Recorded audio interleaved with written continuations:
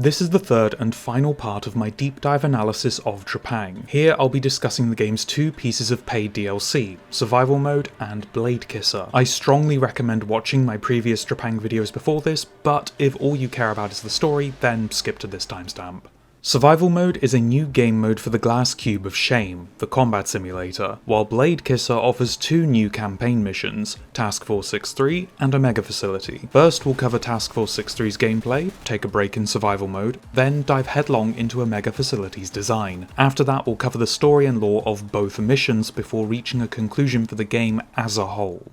Let's begin. Task Force 6-3 is the first and only mission that has Subject 106 defending others. Our objective is to protect a Syndicate base from a Horizon assault, but things quickly spiral out of control as we rush to evacuate survivors. TF-63 is a beautiful level. The whole facility is embedded within basalt columns that are reinforced with man-made pillars. Catwalks and stairways give the illusion of an endless labyrinth buried in stone. Shafts of light spill in from Who needs flashbangs when the mere concept of outside can achieve the same effect? Task Force 6-3 is a very dark level, yet as you just saw, it is dotted with portals to the surface of the sun. Strangely, we can actually see outside the facility a little later, and it is a beautiful vista, so I'm confused why we're exposed to Good Janet's Void instead of this picturesque sunset. Out of the two options, I pick the one that doesn't scorch my retinas.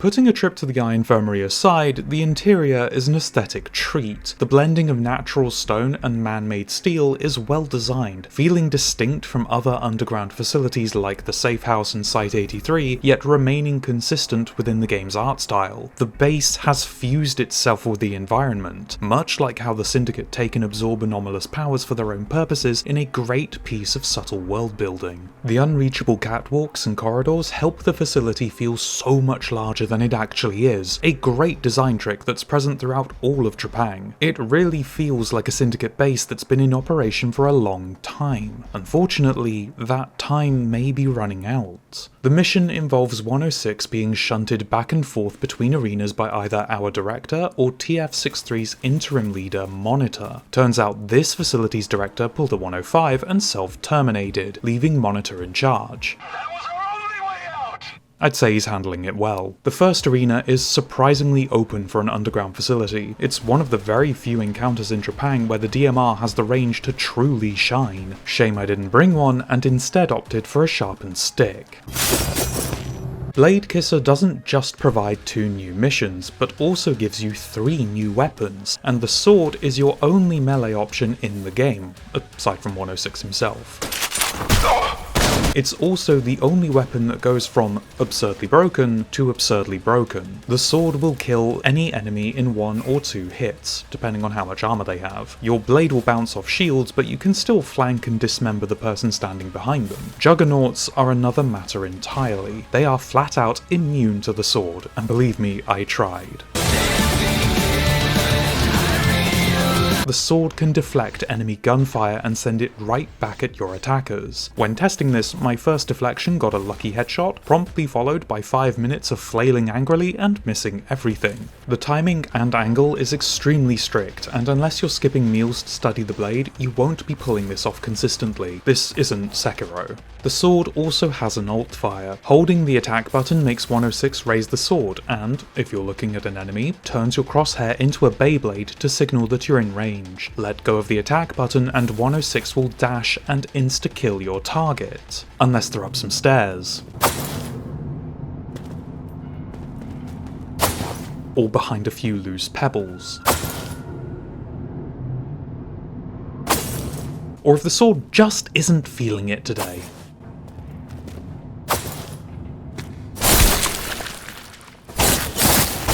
I didn't think I'd have to say the sword won't go upstairs today, but here we are. So what's actually going wrong here? Put simply, the sword will only work on flat geometry. If there is anything between you and your target, the dash will fail and 106 will promptly die, either from cringe or the bullets now flying his way. When it works, it's one of the most satisfying mechanics in Trepang, and being able to chain kills together with it is just fun. But when it doesn't, it's the most infuriating weapon in the game that will get you killed. Absurdly broken and absurdly broken. And what makes this worse is I brought it along to Task Force 6-3 for a test run, where almost every enemy has a shield. Horizon soldiers are very distinctive. They have a light pattern camo that looks appropriate yet makes them easy to spot in a first-person shooter. Talon Company may be dressed in all black, but their bright red goggles and laser sights give you a clear target even when in the dark. Readability is important in a fast-paced game like Trepang, and Horizon troops are very well designed in that regard, though I'd give the gold star to the cultists and their multicoloured robes. Here's the roster for Task Force 6-3.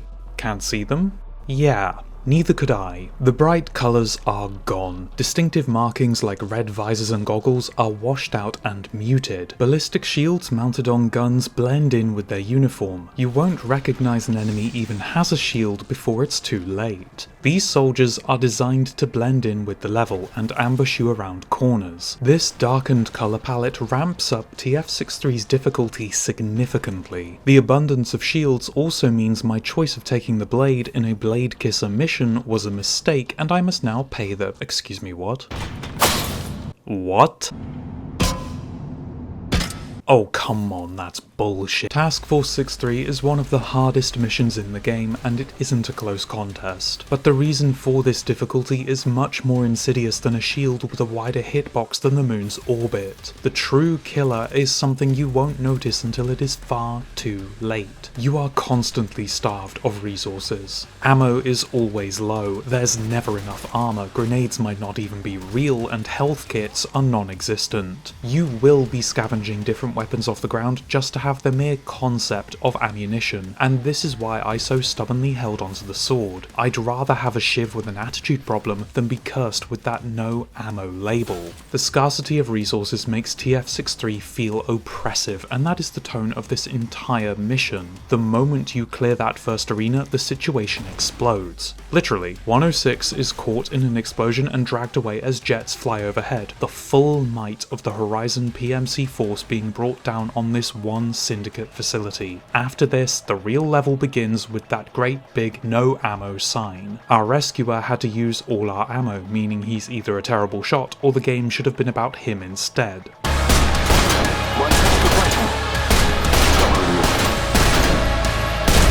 This forces you to use the weapons TF63 provides, which means the developers have a tighter leash on your resources by removing anything that would make your job easier. Apparently that included health kits, because I can't find any and the blood loss is making me a bit woozy. 106 spends the level ferried from one arena to the next in a desperate attempt to evacuate survivors. Stalkers down! We need assistance now!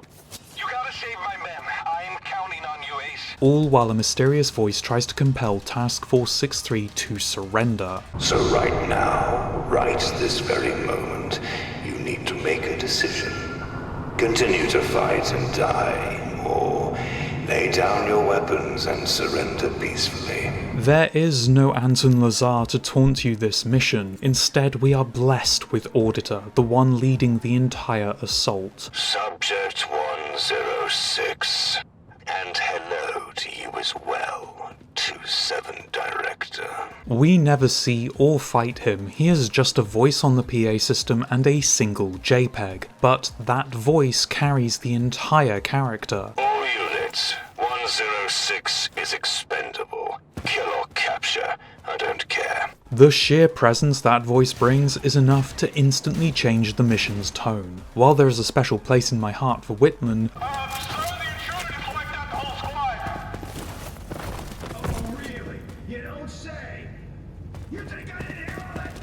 Auditor is my favourite antagonist. His dismissive attitude to 106 makes you, a hyper-violent super soldier, feel insignificant. Of course, I wasn't exactly making a strong impression when I kept dying over and over at the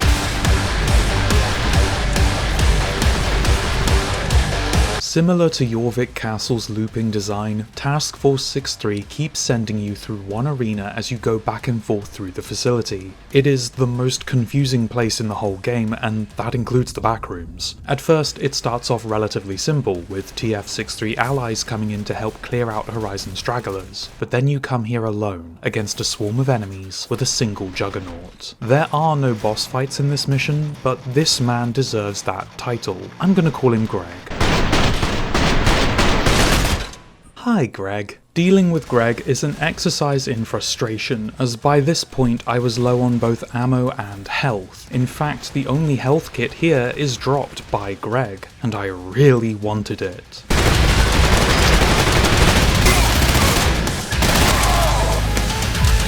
Greg is a fantastic showcase of just how brutal juggernauts are in the right circumstances. By the end of the main campaign, juggernauts are a minor roadblock that 106 can handle with various explosives or DMR headshots. But there's no DMR here, and explosives in these confines would be more of a hazard to myself if I had any. Our saviour in the shipping container removed any juggernaut killers from our arsenal, meaning that what would normally be a bump in the road is a barricade with a southern accent.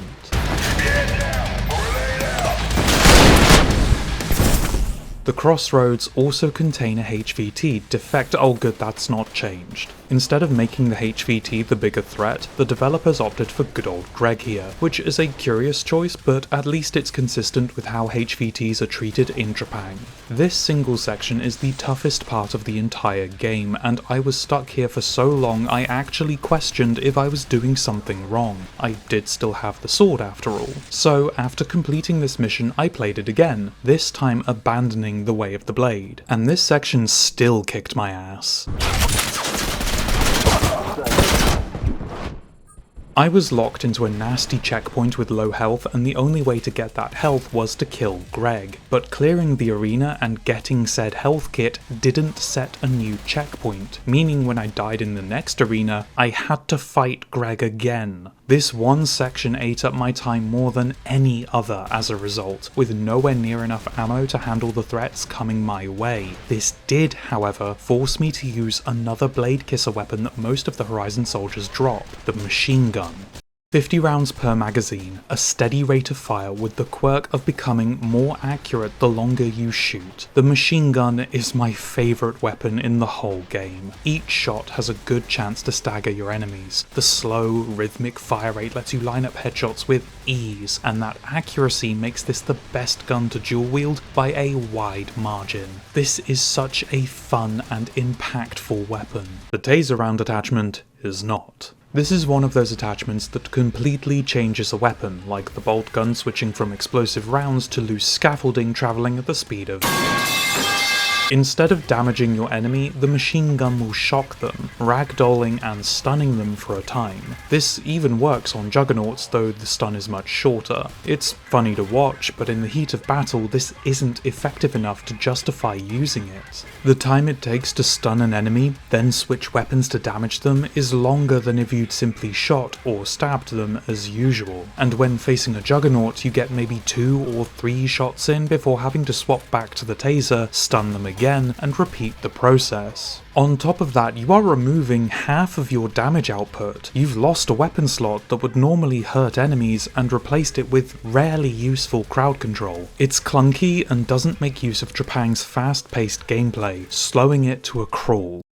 But there is potential. Hilariously, the taser has a chance to set your enemies on fire. That chance is so low it might as well not be a feature. It only happened once or twice during my entire time spent testing it. But if that percentage was higher and more consistent, then this attachment would have a practical application as damaging crowd control. It would go from a literal meme to one of the more useful attachments in the game. It's a good showcase of how tweaking the right numbers can make all the difference in the world. but as it stands, you're better off avoiding the attachment entirely because you need every shot to count. The scarcity of resources turns a minor annoyance, hi Greg, into a fight for your life as you scavenge ammo off the ground. On both playthroughs, I actually ended up at the crossroads with the same amount of health, so points for consistency I guess, but it's a shame that consistency starts and ends with a single shot to the chest. Better than being stabbed in the back that—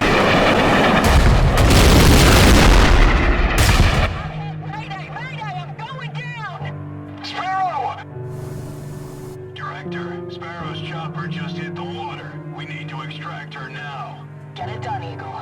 6-3. You've got to have another extraction point somewhere. Fuck! That was our only way out! 6-3. You need to cut your losses and extract without you're wounded. We can't just leave them. Task Force agents can't fall into enemy hands. Captured or not, my men are loyal.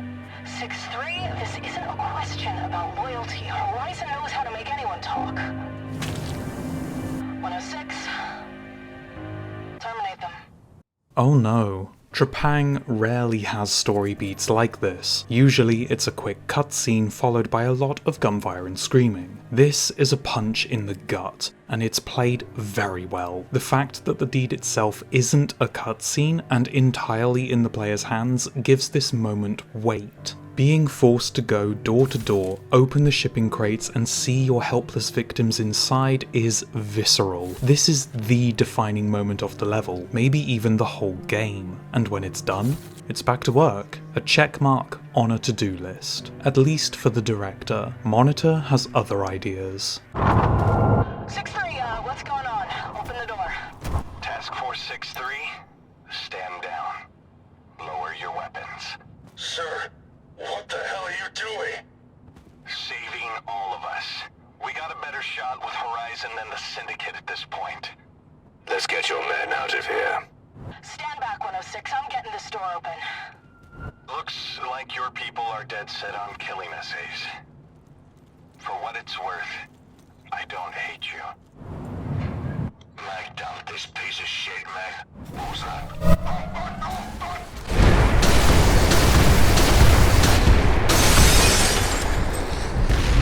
Connecting to the enemy. Task Force 6-3 is designated hostile. 106, terminate them. Oh. Change of plans. Ignore your original objective. Leave nothing alive. Task Force 6-3's operatives have the exact same problem as this level's Horizon enemies. They blend in with the background. But if you play this mission after the final level of the campaign, then you'll realise they're just TF-27 soldiers with a drab coat of paint. No ballistic shields, no gimmicks, no Greg, just a lot of screaming as 106 starts dismantling the facility. They are a narrative enemy, not a mechanically unique one, and their introduction is the beginning of the end. There is a final arena where there are, by nothing short of divine intervention, 3 medkits, but there is very little left to analyse from a gameplay perspective. The introduction of TF-63 members just stacks the bodies higher as the level slowly loses steam. It began with a high difficulty and never lessened that initial pressure. The muddy uniforms and corridors start to blend together, and the lack of a decisive final encounter feels like the mission ends too abruptly. You blow up some servers, run through a conveniently placed escape tunnel, and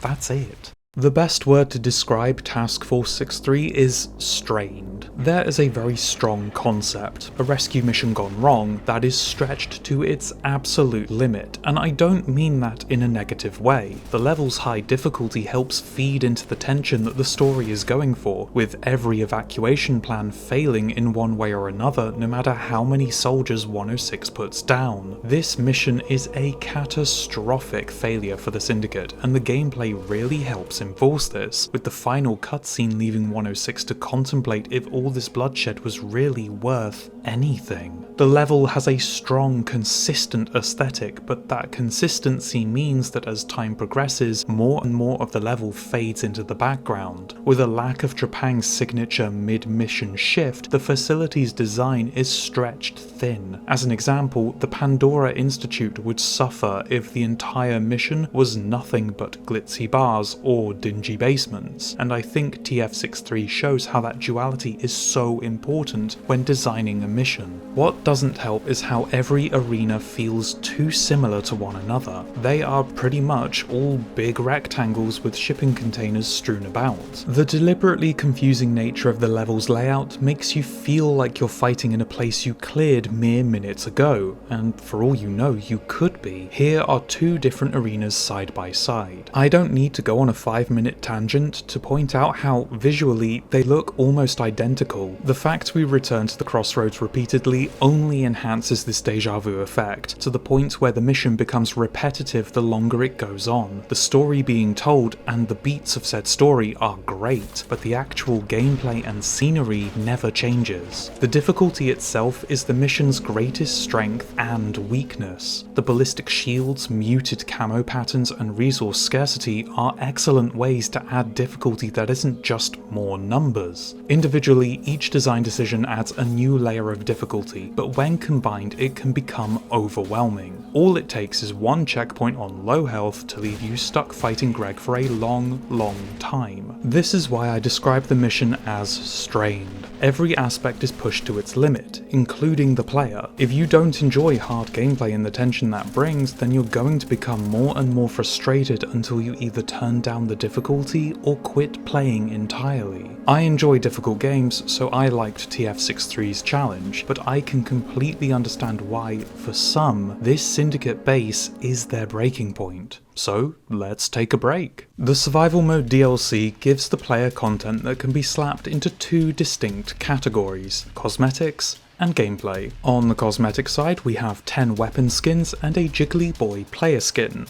because we all want to be a sentient hamburger. And on the gameplay side, we have the titular survival mode, 3 new grenade types, and 2 cheats? You want me to pay for cheats? What the fuck? The cosmetics are, well, they're cosmetics. The Jiggly Boy skin is funny for a few minutes, but considering all you ever see are your hands and feet, it's not a game changer. But let's be honest, we're here for the gameplay. Thruster grenades are hilarious. Throw one at an enemy and watch them zoom off into the distance before exploding. Said zoomer can and often will ragdoll nearby enemies on their journey to space, meaning this grenade offers a surprising amount of crowd control, though results may vary. The decoy grenade is not what you're thinking. It is not a fake grenade. It is a holographic image of 106 for enemies to shoot and make us question Horizon Recruitment's IQ requirements. It's a decoy grenade, not a decoy grenade. This is incredibly fun and extremely useful, offering a unique method of crowd control. And lastly, we have the Vortex grenade. Throw it at a group of enemies to gather them up in a crushing singularity. It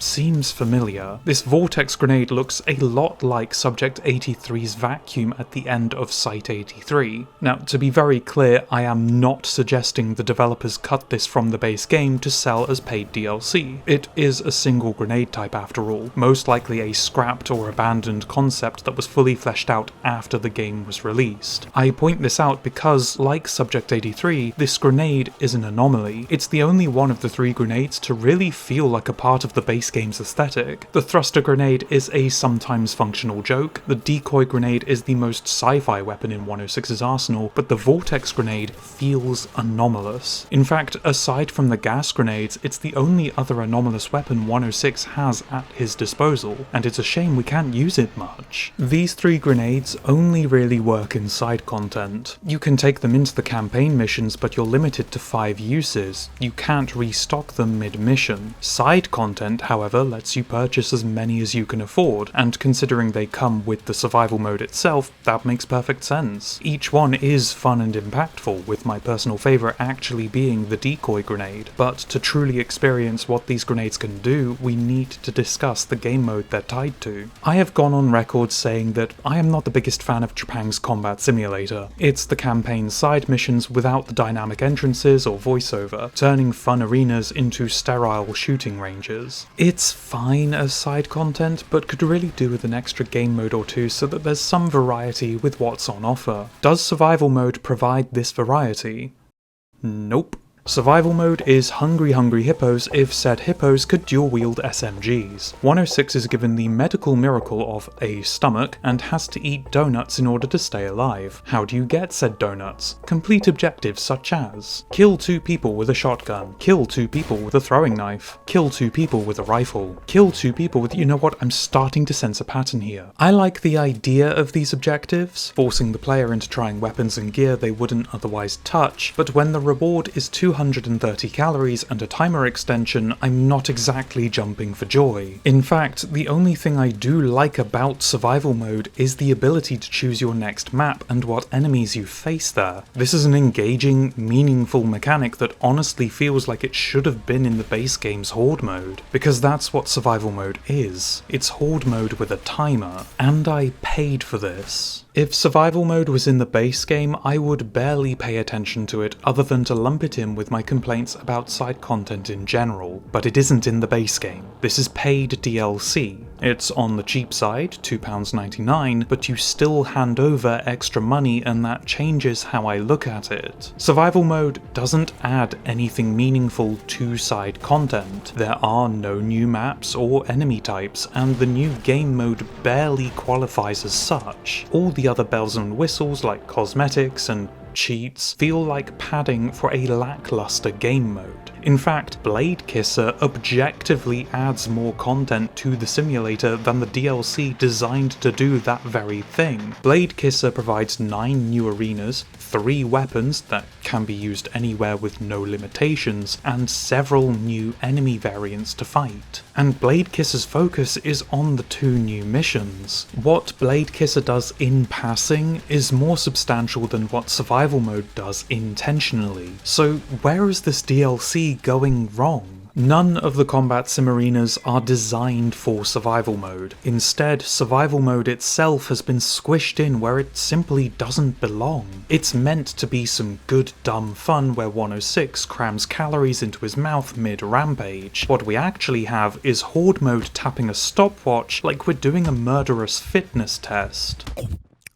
What the game mode desperately needs are survival-specific arenas that would benefit from its mechanics. When you complete a challenge, your snack-themed reward will spawn randomly in the arena. There are preset locations that the game seems to pick from, meaning you can have multiple calorie extensions layered on top of one another if you get bad RNG. There is no rhyme or reason for these spawn locations. They're simply crammed into the arena wherever they fit, and that is a massive waste of potential.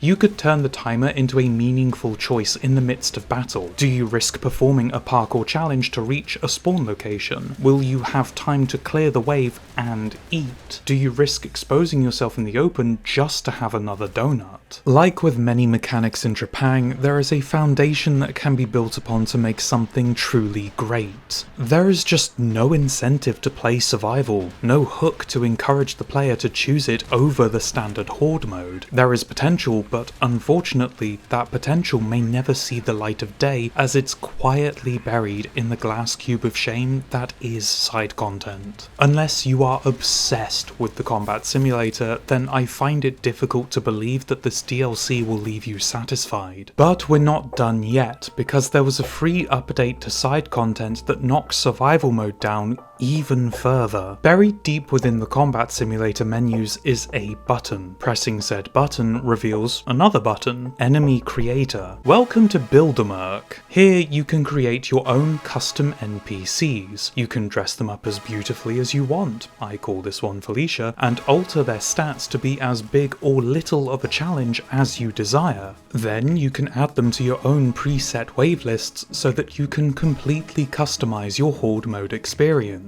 If you want to create an army of sentient dog food in wigs and see how you fare, then you can, though I am concerned for your well-being. This was free. I actually thought it was part of Bladekisser, but looking at the DLC store page, I do not see Buildermerc anywhere. So once again, by virtue of other content simply existing, survival mode is kicked in the shins. Something I didn't explain in part 1 of my analysis was that every horde mode session is the same. There are a few rare exceptions on certain maps, but for the most part you're playing the same enemies in the same waves no matter which map you choose to play on. on. Being able to customize those waves, even without your own custom NPCs, is great fun. Unfortunately, you can't make enemies infight by putting different factions in the same wave. Jiggly boys still don't get a chance to do their jiggly thing, and never will, but that means you can combine different factions into the ultimate or incompetent fighting force. Bildermerc is fantastic, and is the exact kind of boost side content needs to remain engaging. You play dress up and then get an express view of your sins against fashion as said sins shoot you in the face. In fact, my only complaint is that it's completely hidden. Who is going to look down at this button and think, ah yes, this takes me to the fashion boutique? But with this hidden fashion show covered, it's time to finish our mechanical analysis with Bladekisser's final mission. Bring a coat, we're going to a splash zone.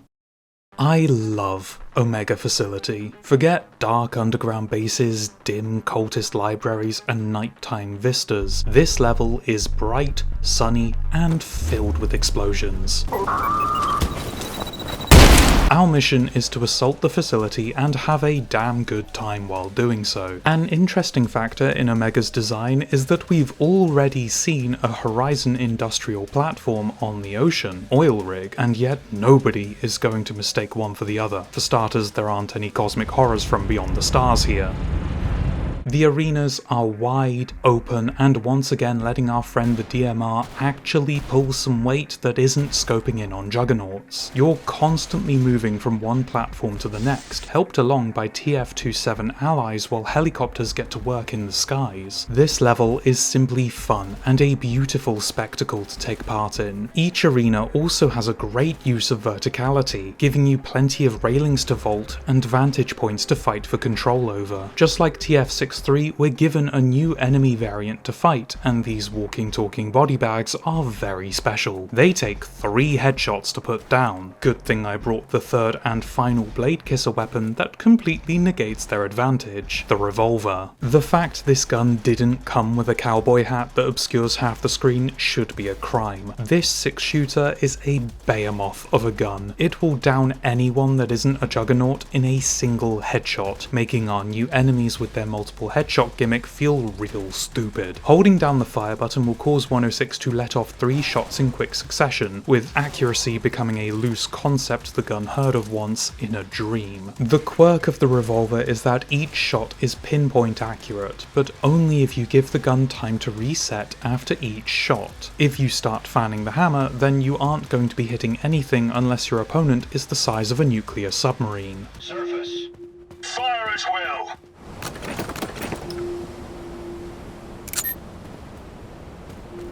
Guys, I was kidding. Some video games have a level take place on or in a submarine. Trepang has one as a mid-mission boss fight. It goes about how you'd expect.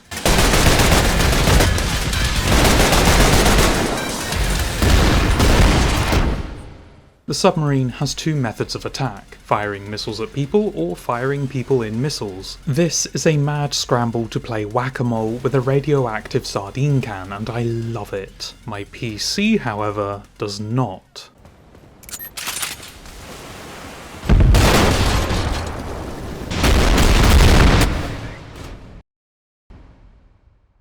This is the one and only time the game ever crashed on me, and I want to take a break in the middle of our battle with Echo the Mechanical Dolphin and talk about Trepang's optimization. I don't know what magical fairy dust the developers sprinkled on this game, but it can run quite happily on a discarded potato. I have done extensive testing, and this one instance is the only time the game had enough and shut itself down, which is fair because I mean, just look at this. Unfortunately, this submarine is about to spring several leaks because on top of this crash, the submarine fight is buggy as hell. Here's me with the minigun and smart gun attachment. Here's the lack of damage from firing the damn thing. Here's me taking cover. Here's me taking here. Shit, no wonder the game crapped out. Strangely enough, a repeat playthrough felt significantly easier despite both playthroughs being on extreme difficulty. On my first run, it felt like the missiles were actually going through cover and killing me when they had absolutely no right doing so. I had no time to retaliate because I was busy digging a foxhole and praying the submarine had an ammo counter. It did not. And to make things worse, the drop pods that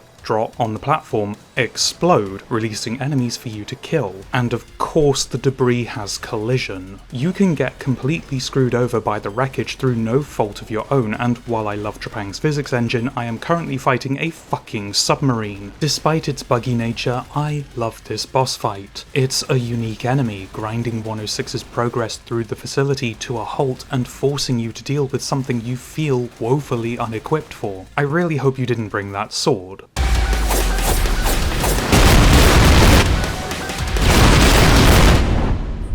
The revolver's fine though.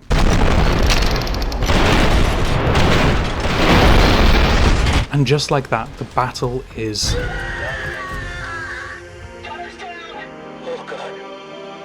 god, no. Ascend! Ascend! Palace tanks are busted! Guys, we really need a medic. He's burnt to a fucking crisp. Engine's offline. Then start it up. Oh, take that. Fucking prick. Hey, buddy, we're back. Thanks for taking out that jackass. Alright, team, you know the drill. Circle around, find targets. Let's get this wrapped up. I love the smash cuts in tone that Trepang does so well. Going from one of the most hype boss fights to jumping over drowning sailors really shows that beneath the hyper-violence and fun, what you're doing is truly horrific.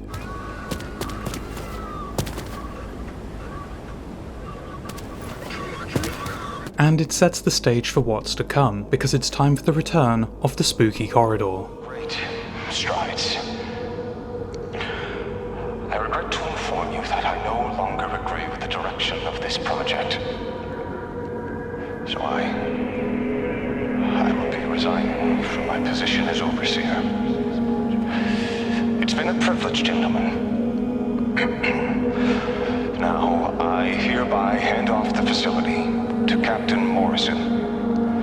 He has my full endorsement.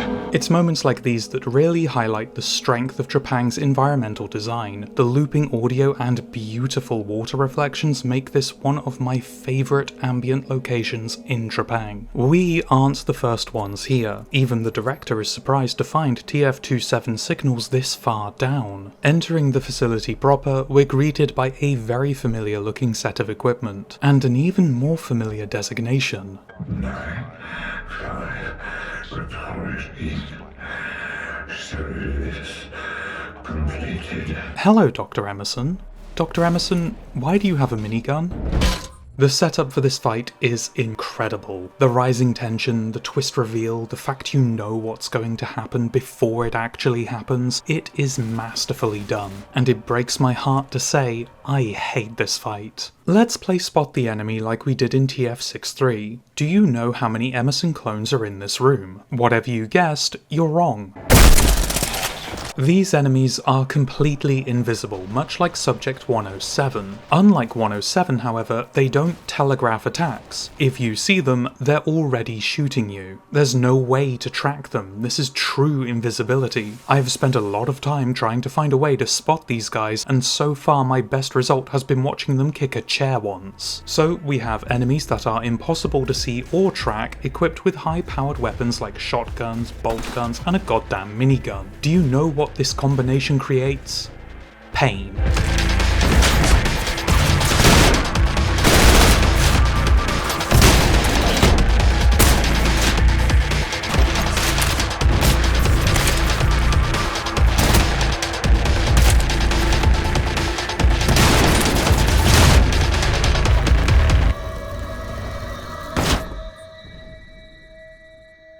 The intention behind this arena is to make you experience what your enemies feel. Emerson's clones are you. They slide, run around erratically, get stuck on geometry, and have that snazzy prison outfit because it is just so in this season. But it is overwhelming in all the wrong ways. There is no counter to the invisibility. Your only window to retaliate is after they've shot you, which is a problem when one of them never stops shooting. I feel like something as simple as a pool of water for the clones to splash around in would turn turn this from a lesson in torment to a very fun gimmick fight. If there was some way to track the clones, then this battle would become the main attraction of Bladekisser as a whole. That one absent factor makes this final confrontation one of the most unfair fights in the entire game and a huge source of annoyance. And what made this so much worse is a glitch. In Trepang, armor is your lifeline, especially on higher difficulties. Unfortunately for me, in the middle of this highly unfair fight, armor pickups just stopped working. In this clip you can see and hear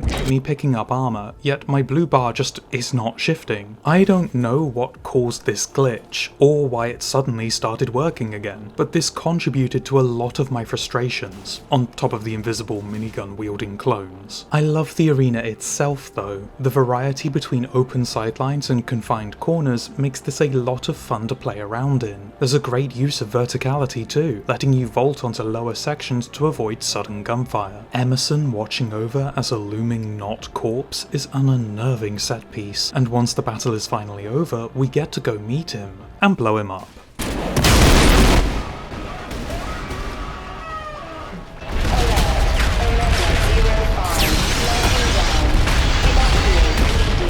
This single sequence has more health kits than the entirety of Omega and TF-63 combined. I don't know if that says more about the missions or this section, and that scares me. The camera shake is painfully obnoxious, and if you get motion sick from video games, this will be a bad time. But aside from that several bumps in the road, the ride finally ends as Raven scoops us up and TF-27 cleans up the rest. Omega Facility is simply fun. The arenas are well designed and distinct. The submarine, while buggy, is a good challenge, and the sudden change in aesthetic that makes Trepang's mission so great is brilliantly shown here. I'd also argue that the arenas in Omega are some of the best designed in the whole game. The mix of open catwalks and twisting cargo bays means that no matter what your arsenal is, you will find a location that works for you, instead of being forced to adapt to a new rectangle with a raised or lowered center. It really highlights how much the level designers have improved since designing the main campaign. Aside from the submarine attacking my actual PC, the only downside this mission has is the sheer agony of the Emerson clone fight, but even that fails to sink this great DLC mission. Bladekisser is one of the best pieces of DLC I've ever experienced. Not only does it provide 2 full missions, but it has a meaningful impact on every facet of the game. 2 of the 3 new weapons are sprinkled amongst the already existing campaign levels to provide variation to enemies, a setting which you can toggle on or off. The new enemy variants can be thrown into the combat simulator to provide an extra challenge, along with 9 new arenas, and the music. Trepang's soundtrack is brilliant. But I like Bladekisser's more. A lot more.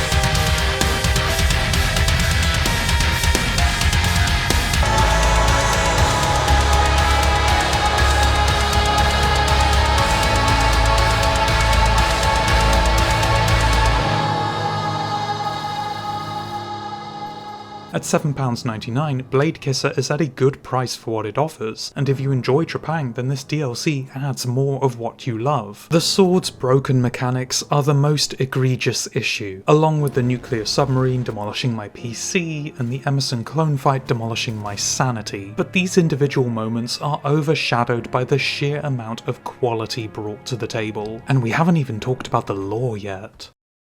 There is no lore in survival mode. Task Force 6-3 is fascinating for several reasons. It provides us with a much better look at how the Syndicate operates, as well as providing insight on the director's character. For most of the campaign, she is a stern authority figure focused on completing the mission and provides critical intel for the task at hand. Horizon has been increasing their security spending.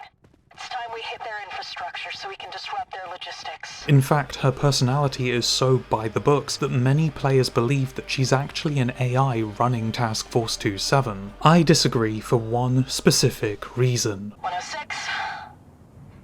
Terminate them. I have to give credit to the voice actress. Her tone and inflections give the director so much character that right here she sounds like someone forcibly pushing her humanity aside to get the job done. She has emotions, she feels, but those feelings are secondary to the mission. It takes a great deal of skill to show that kind of depth in a character we never see, and it's because of this voice acting that I believe the director is human and capable of making mistakes. Because TF-63 is all about making mistakes. Monitor should never have been put in charge of Task Force 63, and he should have had no say in where the director sent 106. Roger that, 6-3. We'll do it your way. He is the perfect counter to the director. He is emotional, Oh, shit. There has to be another way out. illogical, 6-3. You need to cut your losses and extract without your wounded. We can't just leave them. tactically inept, I take it Horizon's trying to box us in. Looks like it, Stalker. Keep searching for an extraction point. 2-7. Maybe we can reuse the docking wing? and breaks under pressure. Task Force 6-3, stand down. Lower your weapons. Sir, what the hell are you doing? The bad joke of TF-63 is that Horizon would have failed if the director had taken full control from the start. This intel file details the Horizon offensive, stating that their plan was to attack from multiple angles and compel the separated forces to surrender. This would not have worked, as like Monitor says, Captured or not, my men are loyal. and we see that loyalty to the Syndicate when Monitor makes the call to switch sides. His men hesitate, only defecting because it's Monitor telling them to do so. 106 would have been far more useful if he had been sent to reinforce and regroup all the scattered soldiers, punching through the enemy lines with gratuitous violence and uniting the facility's defences. But instead, Monitor demanded he focus on securing evacuation routes, which are systematically eradicated by Horizon, wasting 6's efforts entirely. So instead of using 106 to kill everything with a pulse, TF-63 turns our sentient Beyblade into a hall monitor. Oh, maybe that's why he's called Monitor. And this was the director's biggest mistake. She allowed an obviously incompetent leader to dictate the base's defense. She wrongly assumed that Monitor knew what he was doing, that he would do his duty and cut his losses. And by the time she realized what was happening, it was too late. This mission is a complete and utter failure for the Syndicate, with the entirety of Task Force 6-3 wiped out by either Horizon or us. The only saving grace is that we managed to stop Horizon from achieving their goal. Critical intel. The purpose of the assault on TF-63 was to obtain intelligence on select locations. We don't know what is found at these places, but we can make two educated guesses. Option 1 is that these are the locations of anomalies. Considering the secret civil war is all about collecting said anomalies, this is a reasonably informed guess. Task Force 6-3 also seems to specialise in collecting anomalies, as detailed in this intel file, which lends weight to this guess. Option 2 is that these locations contain other task force bases. If we remember the purpose of the Civil War, it is to Break the cycle. The anomalies are more of a side mission rather than the core objective. Anton Lazar wants to destroy TF-27 and the cloning process, and it's possible that the TF-27 safe house resides at or near these locations. If so, that would certainly make this intel critical. We'll discuss evidence that supports this theory a little later. Regardless of the nature of this intel, Auditor fails to acquire it before 106 destroys the facility's servers, a matter he is frustrated with. Don't let him destroy the intel. Move it, move it. In a level filled with great voice acting, Auditor stands tall as the main attraction. He is a complete mystery, not even being listed as a HVT, and yet he knows the director, he knows 106, and his authority quite literally speaks for itself. How many more have to die before you realize your leaders have abandoned you?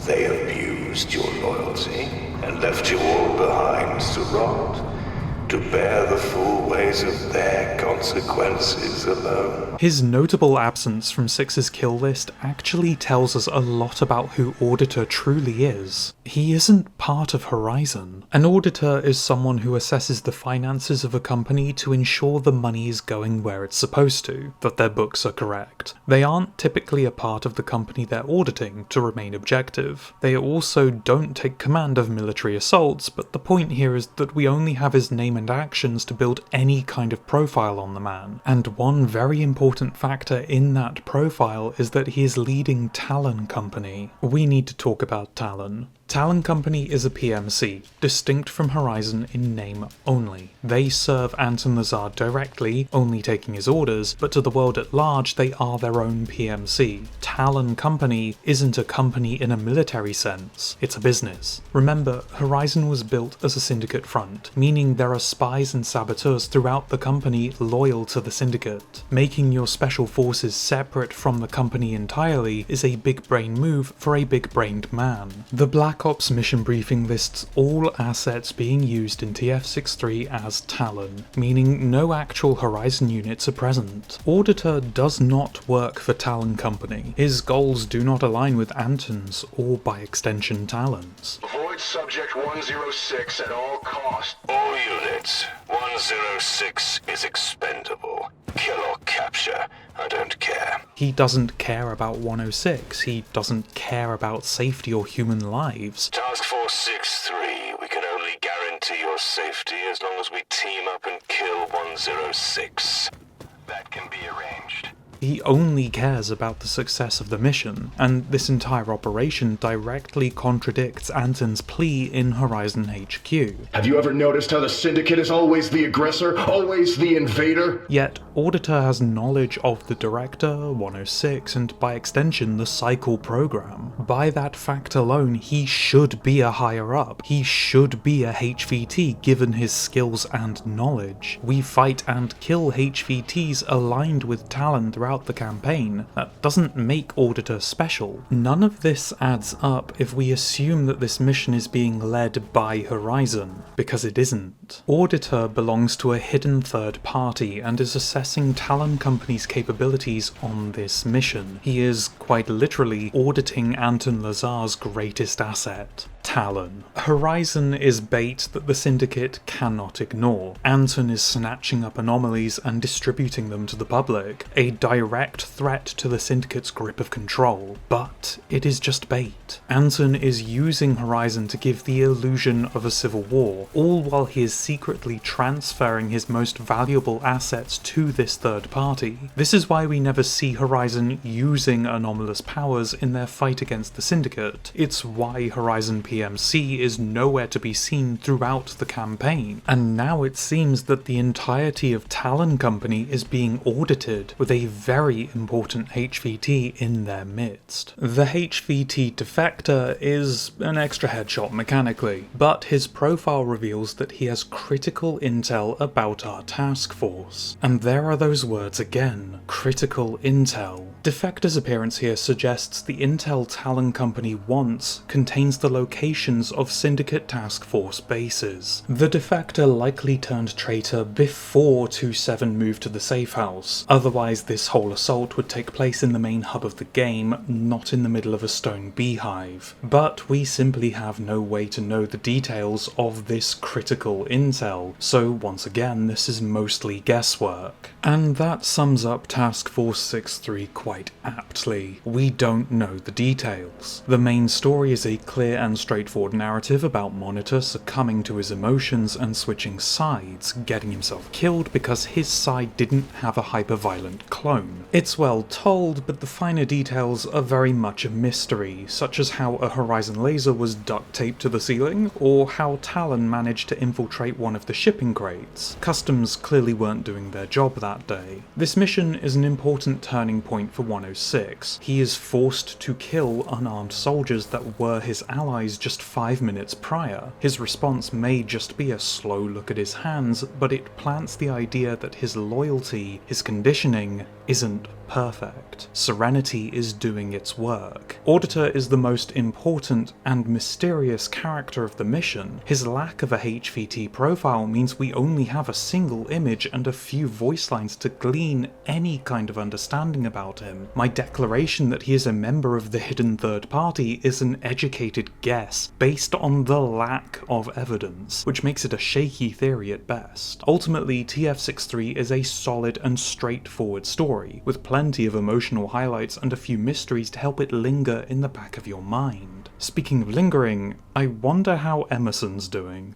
The Omega facility is listed officially as Site-44. The entire complex is dedicated to a single project, codenamed Icarus, with Dr. Shane Blackwell at its head. The purpose of this project was so important to Horizon that after the destruction of Pandora, most of that excess funding was diverted to Blackwell and his work. And it isn't the only link binding Pandora and Omega together. You see, Blackwell was the brains behind Dr. Kramer's charisma. They were partners. In fact, it was Kramer's endorsement that gifted Blackwell his position at the head of Site-44's Project Icarus. Project Icarus is named after a ship that sank in 1864, the CSS Icarus. The captain's log details a hooded figure wielding a sword raiding the ship, stealing an artifact, and setting the craft ablaze. It's logical to conclude that Project Icarus is based on this stolen artifact, with the figure that took it implied to be a cycle. This raises a very important talking point regarding the cycle process. Trepang takes place in the 2030s, with this ship log dated to 1864. That is around 200 years of active cycles, yet we're only on cycle 106 at the time of the campaign. If we assume that the sword-wielding assassin is cycle 1, which it almost certainly isn't, that's roughly a new cycle every 2 years, and yet the presence of Dr. Emerson, cycle 95, implies a much more rapid production time for these clones. This doesn't answer any questions regarding the cycles, only adding more mystery, but the escalation of recent cycle creation is blatant and dramatic. In fact, this may further support my previous theory that the cycles are not of Syndicate origin, just another anomaly they captured and used for themselves. Cycles were likely cloned at a much slower rate in the past until they were acquired by the Syndicate, who decided to try mass-producing loyal cyborg warriors. Considering that plan ends with a nuclear detonation, I'd say it went about as well as could be expected. But redirecting our focus from the thief to the artifact they stole, the only information we have on what this object may have been is a name given by the staff at Site-44, Miracle Water. Miracle Water can resurrect the dead. We don't know anything beyond that. How long can someone be dead before revival? No clue. How is the Miracle Water administered? We aren't told. Does this magical revival fluid have any side effects? Well, Dr. Emerson isn't doing so good. An intel file tells us that he has been resurrected a total of 62 times, but each resurrection has caused more and more damage to his body, with Emerson becoming completely resistant to Miracle Water. He can no longer be brought back from the dead. This 60-second life is his last. The reason Miracle Water is failing is due to a condition called apoptosis, cell death. Apoptosis is in all living beings and is a way for our body to regulate itself by killing off old, weak or cancerous cells and ensuring healthy cells survive. It's a normal biological process, but it seems that each time the Miracle Water revives Emerson's body, his cells undergo apoptosis at an accelerated rate. It's now happening at such a pace that not even resurrection can keep Subject 95 alive for long. But this might not be caused by the Miracle Water itself. You see, the intel file we learn this from is actually an email with a very interesting title, Similar Findings to Anton's Disease. Anton Lazar is also suffering from abnormal apoptosis. This small email reveals the entire driving force behind the game's story. The cycles, all cycles, are suffering from accelerated cell death. Anton, Emerson, the Patriarch, Subject 105, and even 106 are suffering from apoptosis. It's no longer a healthy biological process, but a decaying timer, and Anton has been using Horizon's vast resources to try and escape this inevitable end. Site-14 had the WBE project, an attempt to use computers to fully emulate a human mind.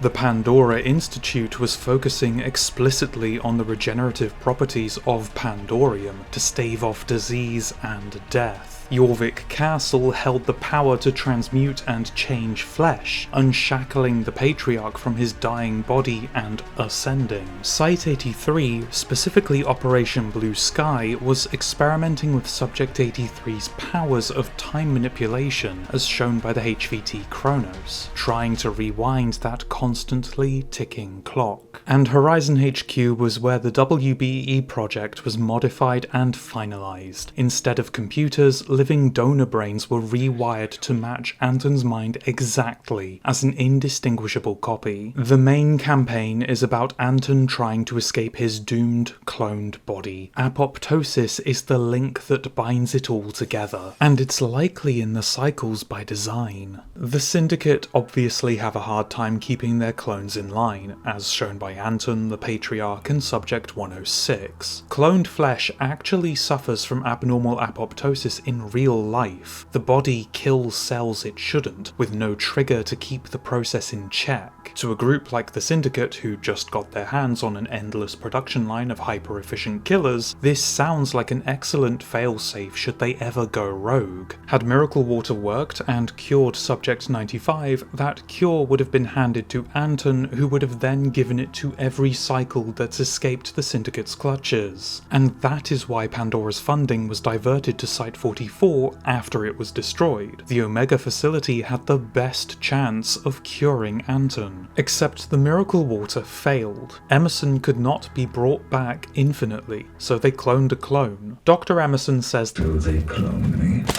Broke my copies down instead? But that sounds more like guesswork than fact. What benefit would cloning him grant Site-44? Inspecting these apparent cloning vats will show the infamous letters WBE. The occupants' brains are being rewritten to be just like Dr. Emerson, but something is clearly wrong. These clones are mute, psychopathic, go invisible, and wield miniguns like toys. They have no interest in freeing the original Emerson, no care for anything other than slaughter. Even 106 follows mission parameters and shows glimmers of a soul. This is just senseless violence. This is how 106 behaved before he was exposed to Serenity. In the next room over, there are multiple chambers with monitors that flood the occupant with Serenity-like videos, overtly trying to break the mental conditioning that each cycle is given by the Syndicate. But that doesn't make sense. Emerson remained loyal, his mental conditioning impervious to this modified Serenity, which is why he helps both 106 and the Director destroy the facility. All the WBE project is achieving here is churning out a supply of hyperviolent clones that are immune to Serenity. Why? The only possible answer I have found is in a line of dialogue spoken by an ally on the surface. So, what's the word on Ghost? Nothing new. Half the platoon is still MIA and the rest are KIA. I mean, I got that part already. I was just asking if... No. If anyone knew anything, I wouldn't be the first one to tell you. I actually went through the campaign again and could not find any mention of a Ghost Platoon. We have Phantom, Wraith, even Banshee, but Ghost Platoon never makes an appearance as far as I can tell. So it's possible that these invisible killers may not be clones at all, but the modified remains of Ghost Platoon, killed and resurrected by Miracle Water. These might not be cloning vats, but Miracle Water chambers, using the WBE project to reshape their minds into a squad of Dr. Emersons who no longer suffer from apoptosis. All these clones do have Task Force 27 signals after all. Considering the hallways of bodies and no actual evidence as to who killed them, this is at least an avenue worth exploring, even though I personally think this theory is wrong. The truth is, I don't know what's up with these clones, or the hallway of corpses, and I'm not going to pretend that I know for sure. The level deliberately hides information information from the player, and while I can make educated guesses, that's all they are. Guesses. This is a mark against Trepang's storytelling method, because something as simple as who killed all these people shouldn't be so difficult to find out. Omega Facility reveals a lot of information about the wider world of Trepang, but the specifics of the mission itself are sketchy at best, a direct counter to the open and simpler nature of TF-63. A prime example of this unknown factor is the Miracle Water itself. Project Icarus, the Pandora Institute, and the Omega Facility may have names steeped in Greek mythology, but the word Omega has a double meaning, one that can be found in the Book of Revelations, the Alpha and the Omega. The name Miracle Water associated with resurrection, combined with an artifact small enough to be stolen by a man with a sword, leads me to only one conclusion. The anomalous artifact stolen from the CSS Icarus was the Holy Grail. Does this change anything in the story of Site-44? No. Putting the Cup of Christ aside, the real mystery of Site-44 lies with Dr. Blackwell. You see what? No, I've got nothing for the Holy Grail. You've all seen Indiana Jones, you know what the Grail's about. I have nothing to add outside of a Monty Python reference. Site-44 may or may not have proof of the divine at the bottom of the ocean resurrecting an amoral clone that doomed a hospital of the terminally ill. The theological ramifications of that theory are above my pay grade. So, putting the Cup of Christ aside, the real mystery of Site-44 lies with Dr. Blackwell. You see, we killed him. He died defending Project Icarus, trying to buy more time. More time. If I could just have more time.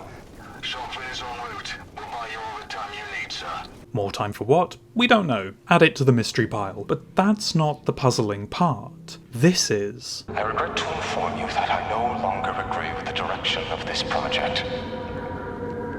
So I will be resigning from my position as overseer. It's been a privilege, gentlemen. Now, I hereby hand off the facility to Captain Morrison. He has my full endorsement. This is Blackwell, the man we killed, resigning because he disagreed with the project. But he just gave his life to defend the project. This is the real puzzle, and one with a very bureaucratic answer. Blackwell was forced to resign. Dr. Marcus is a name some of you may have recognised from Horizon HQ. He was the man behind the brain donations, and is Horizon's head of science. He also called Anton brother, and as a result, maybe another cycle, but that's not the important part of this mission. Dr. Marcus was pressuring Blackwell for results, to which Blackwell said you can throw all the money and manpower at this project, but you still need time to get results. Dr. Marcus did not like this answer, so Blackwell was coerced into resigning and handing the facility to Captain Morrison, the man we sent to Davy Jones' locker. Blackwell states that he tried to make the handoff as smooth as possible, and that is the recording we are hearing. In fact, it seems both he and Morrison were friends for a long time, so there was no animosity between them. Despite his own personal feelings about being replaced, Blackwell wanted the project to succeed. It's likely that despite stepping down, Blackwell continued to work on Project Icarus, only to be stopped by TF-27 raiding the site. Interestingly, we may have done damage to Project Icarus long before actually setting foot on Omega. Miracle Water was being mixed with Pandorium to try and counteract the negative effects of both substances. Progress was actually being made on this front, but was quickly shut down by the destruction of Pandora. Patients exposed to this mixture were capable of full body regeneration, yet dissolved within 16 hours. If Dr. Emerson was exposed to this substance and dissolved every 16 hours, then he's been locked down in Site-44 for over a month at the very least. Considering I've been working on the script for Omega for about the same time, I feel his pain. Look, as much as I love the gameplay and design of this level, I don't like Omega Facility's story. To be painfully blunt, it's a mess. The focus of the level is on Dr. Emerson and the fight in the clone drome, but it's very clear that the story only exists to get you to that moment. We don't know how Emerson even got here, and that feels like it's a little more important than the multiple intel files telling us about corporate bullshittery. More focus should have been put on detailing the core narrative. Blackwell being coerced out of his position is interesting, but I want to learn about the cycle being constantly resurrected and the literal attack of the clones, please and thank you. The biggest revelation of the entire game, that Anton and Emerson suffer from abnormal apoptosis, is in a single intel file that is never expanded upon. Instead, we get an email telling us that Blackwell and Captain Morrison were old friends. Captain Cassius Morrison actually has an interesting backstory. His HVT file says that he was a Royal Navy captain, known for following orders no matter what. When those orders led to the deaths of human trafficking victims, he was quietly forced into retirement, then recruited by Horizon.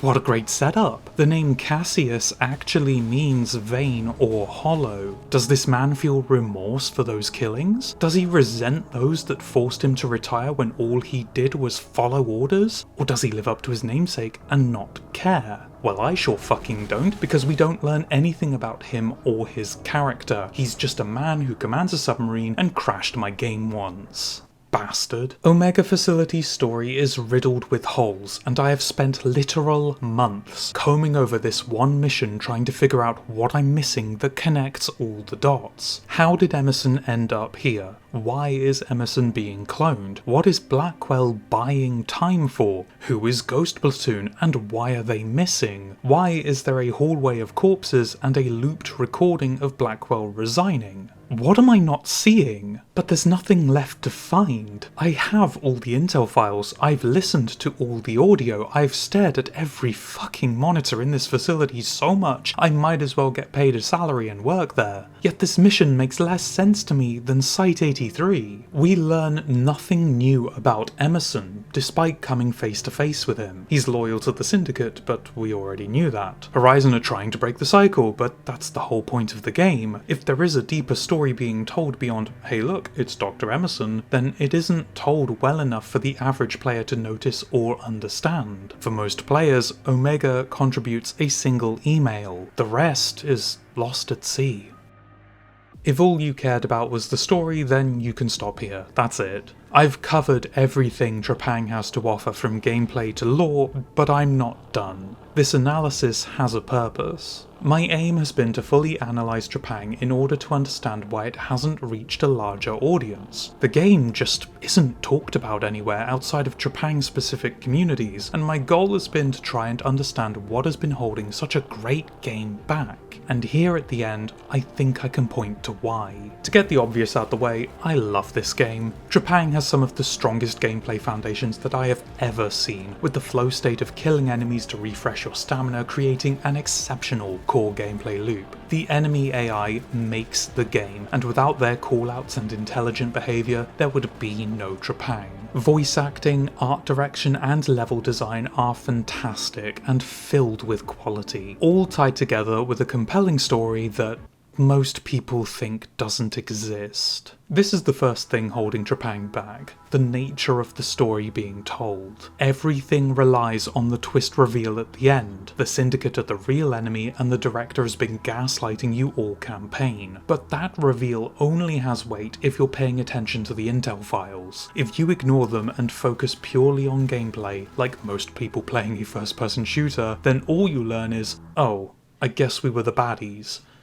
Anyway, time to detonate a nuke. The actual story of Horizon, the Cycles, and the Syndicate is told through intel files, and you can easily miss some because they're deliberately hidden. To someone not hyper-analysing every detail, replaying missions to pick up missed files, or doubling back to overhear conversations, the story doesn't exist. That story needs to be brought out of the intel and put physically in the game. Key information needs to be shown, not written and obscured. The WBE project exists in name only. 106's purpose is in an intel file, as is Operation Pestilence. Apoptosis shows up in an email in the DLC. Even the foundations of Trepang's world, like anomalous entities being public knowledge, is relegated to text on a screen in a game that focuses on fast-paced action. The The two do not mix. Intel files should have given context to what was shown in-game, but instead they contain the entire story beneath a layer of obscurity, and that is the game's biggest weakness lore-wise. The story itself is extremely compelling. As much as I've complained about how long it's taken me to analyse the game's lore, what I found is enjoyable. I want to learn more about Trepang2's world, but I don't want to read about it. I want to be in it. I want to play it. And here is the biggest issue Trepang2 has. The game doesn't know what to do with itself. There's no bigger example I can give than the HVTs. We have a targeted hit list of priority enemies for 106 to eliminate, all with their own unique backstories and design, but in-game the overwhelming majority contribute nothing. You get a voice line or two if you're lucky, and they rarely contribute to the story or gameplay. The HVTs feel awkward and out of place, with very clear purpose behind their designs, yet what that purpose actually ends up being is an extra body for the pile.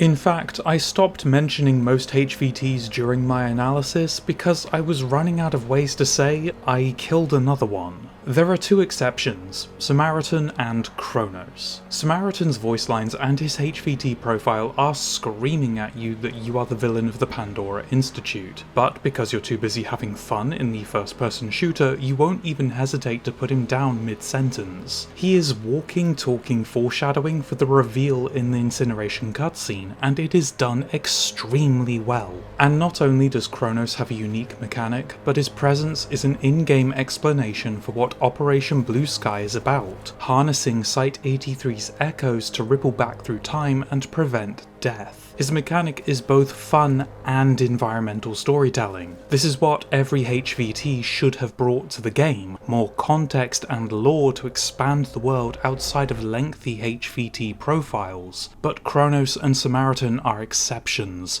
not the rule. Trepang2's gameplay is phenomenal, and I really struggle to find any fault with the actual mechanics themselves, aside from the sword. But while the foundations are strong, anyone who has watched the gameplay and design video will know there is one big problem: the overwhelming use of wave defense. Wave defense as a concept is fine. Having an extra game mode in the combat simulator just for it is also fine. Having every side mission cram wave defense down my throat, then wash it down with more wave defense in the campaign with no variety is not. To prove my point, here is Site-83's boss battle. The boss is wave defense. It has no right to be wave defense, yet here it is. And just in case you didn't get enough, feel free to hop in the combat simulator, select the exact same map, and do it all over again. What's that? You want variety? Well, why don't you jump into the combat simulator one final time, pick that very same map, and this time play survival mode. It's wave defense with a hunger meter. Fucking yay. This overuse of wave defense means that those great gameplay foundations are underutilized to the game's detriment. Trepang2's parkour mechanics are never tested outside of regular combat. Level design is forced to become a corridor shooter to accommodate those wave defense arenas. Combat between arenas almost doesn't exist outside of the tutorial mission. The rest is walking. And those arenas have two design variants, a square arena with either a raised or lowered center. It's actually a testament to how good the combat is that most players never even notice that every fight takes place in a fancy box. Again, the gameplay is excellent, but while the enemies may vary, you're still doing the exact same thing for an entire campaign. Wave defense. Bladekisser is a beacon of hope because in those two missions there is very clear improvement. The arenas have verticality, enemies have difficulty that isn't just more health, and while Omega's story flounders, Task Force 6-3 shines with a clear in-game narrative that's easy to follow and understand. Even the 3 new weapons show creativity, with a gun that becomes more accurate the longer you fire it, and a sword that trips on every okay, maybe some things need to cook a little more. To summarise my thoughts, Trepang hasn't realised its own potential, and in an indie gaming market filled with highly polished shooters like Dusk, Amid Evil and Ultrakill, there isn't room for a game that feels like it's still trying to find its footing. The foundation is there and it's beautiful, it just hasn't been fully built upon. Gameplay mechanics deserve a chance to breathe and show off, not be given a one and done sequence before being abandoned. We were given a tutorial on stealth that was used for a